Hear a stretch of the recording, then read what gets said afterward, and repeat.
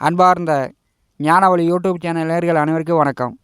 இந்த பதிவில் கடக ராசி அன்பர்களுக்கு செவ்வாய் பெயர்ச்சி, குரு பெயர்ச்சி பலன்கள் காண்போம்.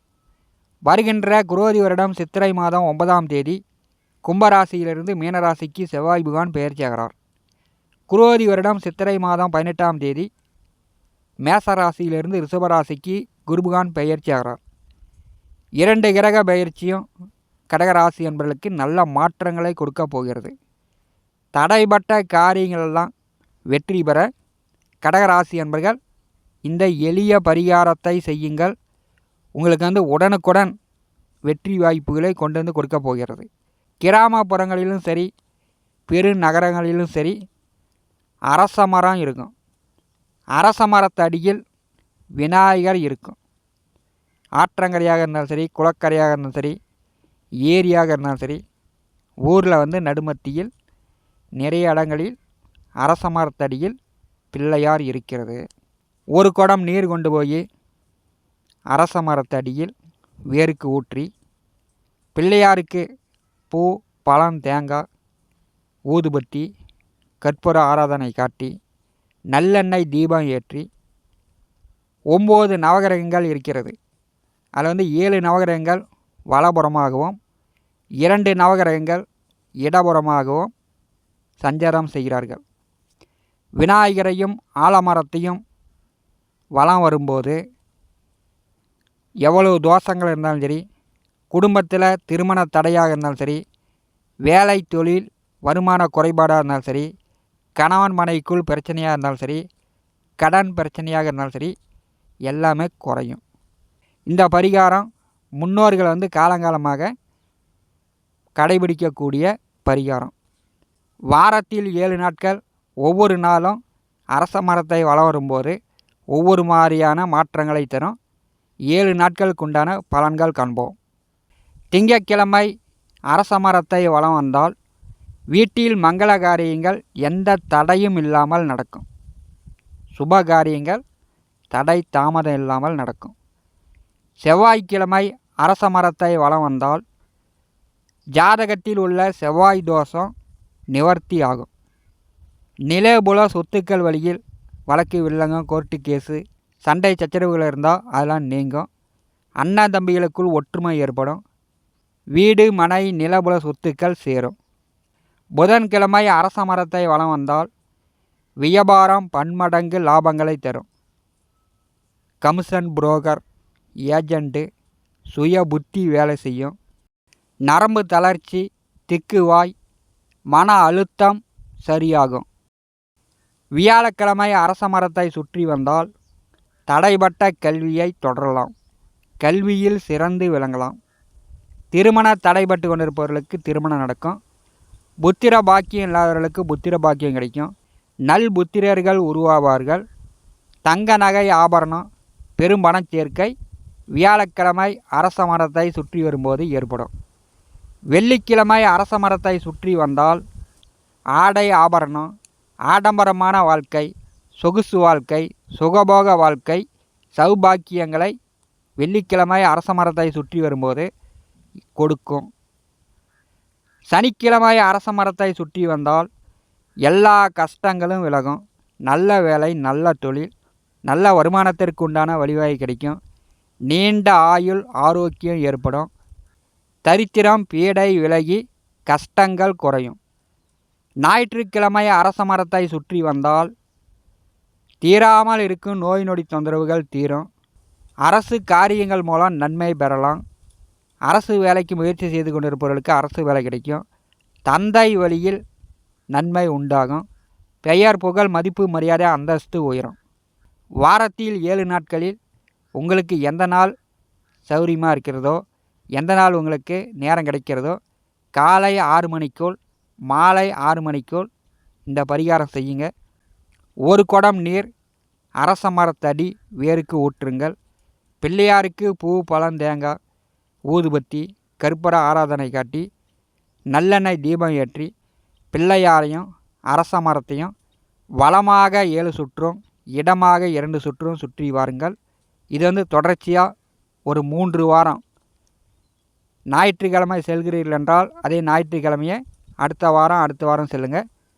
திங்கட்கிழமை செல்கிறீர்கள் என்றால் திங்கட்கிழமையே அடுத்த வாரம் என்று ஒரு 3 வாரம் இந்த பரிகாரங்களை செய்யுங்கள். தடைப்படுத்தி கொண்டிருக்கக்கூடிய சுப காரியங்களாக இருந்தாலும் சரி, வேலையாக இருந்தாலும் சரி, தொழிலாக இருந்தாலும் சரி, கடனாக இருந்தாலும் சரி, அந்த தடை கண்டிப்பாக விலகும். இது காலங்காலமாக முன்னோர்கள் கடைபிடிக்கக்கூடிய பரிகாரம். இந்த பரிகாரத்தை செய்து கடகராசி என்பர்கள் எதிர்வரக்கூடிய குருபலன் உங்களுக்கு எல்லா தடைகளையும் போக்கப் போகிறார். சித்திரை மாதம் 9ஆம் தேதி முதல் செவ்வாய் பெயர்ச்சியும் உங்களுக்கு சாதகமாக இருக்கிறது. கடகராசி என்பர்கள் இந்த பரிகாரத்தை இந்த சித்திரை மாதம் செய்யுங்க. உங்கள் வாழ்க்கையில் நல்ல முன்னேற்றங்கள் காத்து கொண்டிருக்கிறது. குரோதி வருடம் சித்திரை மாதம் 9ஆம் தேதி செவ்வாய் பெயர்ச்சி. கடந்த 45 நாட்களாக கடகராசிக்கு அஷ்டமத்திலே சனிச்செவ்வாய் கூட்டணி. சனிச்செவ்வாய் கூட்டணி என்றாலே கிரக யுத்தம். அஷ்டமத்திலே சனிச்செவ்வாய் சஞ்சாரம் செய்யும்போது கடகராசி என்பதற்கு நோய் நொடி தொந்தரவுகள், வண்டி வாகனங்களில் சிறு சிறு விபத்துகள், எண்ணற்ற கஷ்டங்கள் கடந்த 45 நாட்களாக ஏற்பட்டு வந்திருக்கும். கும்பராசியிலிருந்து மீனராசிக்கு செல்லக்கூடிய செவ்வாய் ராகுவுடன் கூட்டணி சேர்ந்து தோஷத்தில் சஞ்சாரம் செய்வார். தொழில்ஸ்தானத்திற்கும் பூர்வ புண்ணியஸ்தானத்திற்கும் அதிபதியான செவ்வாய் 9வது வீட்டிலே ராகுவுடன் கூட்டணி சேரும்போது கடகராசி என்பதற்கு சகல பாக்கியங்கள் உண்டு. வேலை தொழில் மூலம் ஏற்பட்ட கஷ்ட நஷ்டங்கள் கடகராசி என்பதற்கு நீங்கும்.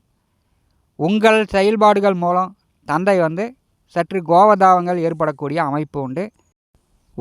உங்களுடைய செயல்பாடுகளால் தந்தைக்கு சில விரய செலவுகள் ஏற்படக்கூடிய வாய்ப்பு எதிர்வரக்கூடிய ஒரு 38 நாட்கள் உண்டு. பாக்கியத்திலே செவ்வாய் அமர்ந்து 4ஆம் பார்வையால் விரயத்தை பரிசுகிறார். கடக ராசி என்பதற்கு பெரும்பாலும் தலைபாரம் குறையும். விரய செலவுகளும் தண்ட செலவுகளும் கடகராசி என்பதற்கு சித்திரை மாதம் 9ஆம் தேதிக்கு பிறகு குறையும். செவ்வாய் பகவானுடைய நேர் 7ஆம் பார்வை கடகராசிக்கு 3வது வீட்டின் மேல் விழுகிறது. அங்கே கேது பகவான் அமர்ந்திருக்கிறார். இதுவரை தடை தாமதம் எந்த ஒரு முயற்சியும் தைரியமாக எடுக்க முடியாமல் திணறிக் கொண்டிருந்த கடகராசி என்பதற்கு சித்திரை மாதம் 9ஆம் தேதிக்கு பிறகு தைரியமாக நீங்கள் எந்த முயற்சியும் எடுக்கலாம். தைரியம் வீரியம் மேம்படும். கேதுவால் ஏற்பட்ட தடை தாமத நிலை கடக ராசி என்பவர்களுக்கு நீங்கும். செவ்வாய் பகவானுடைய 8ஆம் பார்வை 4வது வீட்டின் மேல் விழுகிறது. சுகஸ்தானம் பலமாக இருக்கிறது. தாயார் உடல் ஆரோக்கியம் மேம்படும். வீடு மனை நிலம் வண்டி வாகனங்கள் அதன் மூலம் ஏற்பட்ட விரய செலவுகள் குறையும். 4வது வீட்டை செவ்வாய் பகவான் பாரி செய்யும்போது விவசாயிகளுக்கு வெள்ளாமை நன்றாக வரும். விவசாயத்தில் பூஞ்செடி வைத்து பூ எடுத்து கொண்டு இருப்பவர்களுக்கு பூ மகசூல் கூடும். 4வது வீட்டை செவ்வாய் பகவான் பாரி செய்யும்போது ஆடு மாடு கால்நடை கோழி உபய வருமானங்கள் விவசாயிகளுக்கு பெருகும். கடக ராசி என்பதற்கு செவ்வாய் பெயர்ச்சி ஓரளவு உங்களுக்கு சாதகம். சித்திரை மாதம் 18ஆம் தேதி மேச ராசியிலிருந்து ரிஷபராசிக்கு குருபகான் பெயர்ச்சி ஆகிறார்.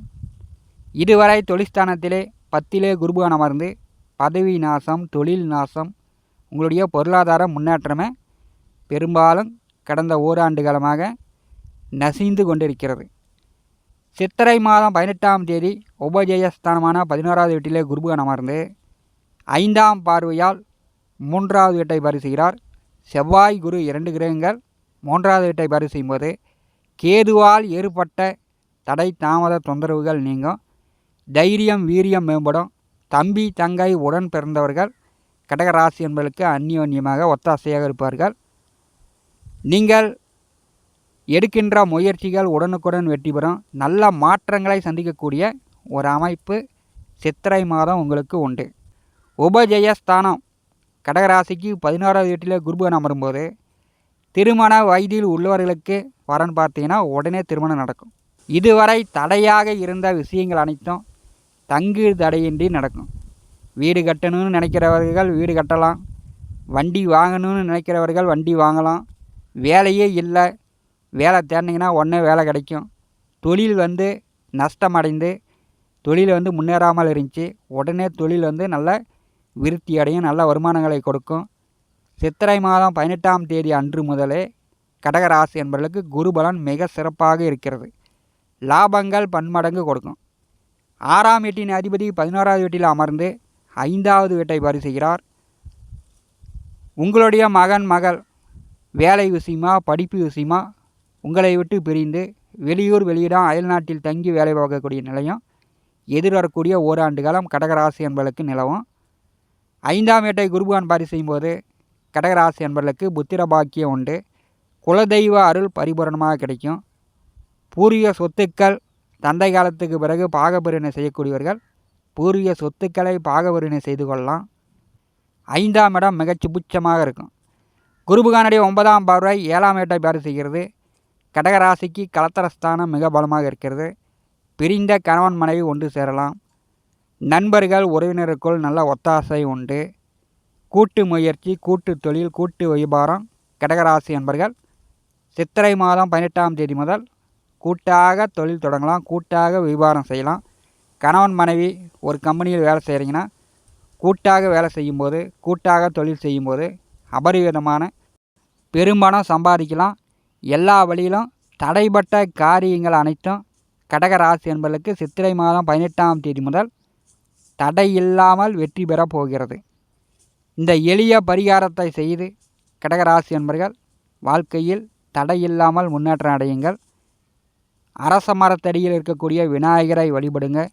அரச மரத்தை சுற்றி வாருங்கள். எதிர்வரக்கூடிய ஓராண்டு காலம் அஷ்டமச்சனியின் அவஸ்தைகள் குறையும். கடகராசி என்பவர்களுக்கு முழுமையான குருபலன் உங்கள் முன்னேற்றத்திற்கு உறுதுணையாக இருக்கும். இந்த காணொலியை பற்றி உங்களுடைய மனன கருத்துக்களை நம்முடைய கமெண்ட் பாக்ஸில் பதிவு செய்யுங்கள். நம்முடைய ஞானவழி யூடியூப் சேனலை பார்த்து கொண்டு இருக்கக்கூடிய அன்பர்கள் இதுவரை சப்ஸ்கிரைப் செய்யாத அன்பர்கள் மறக்காமல் நம்முடைய சேனலை சப்ஸ்கிரைப் செய்து கூட இருக்கின்ற ஆல் பட்டனை அழுத்திங்க. தினந்தோறும் நம்முடைய சேனலில் ஜோதிட பலன்கள் பதிவிடப்படும். உடனுக்குடன் பார்த்து பயன்பெறுங்கள். நன்றி, வணக்கம்.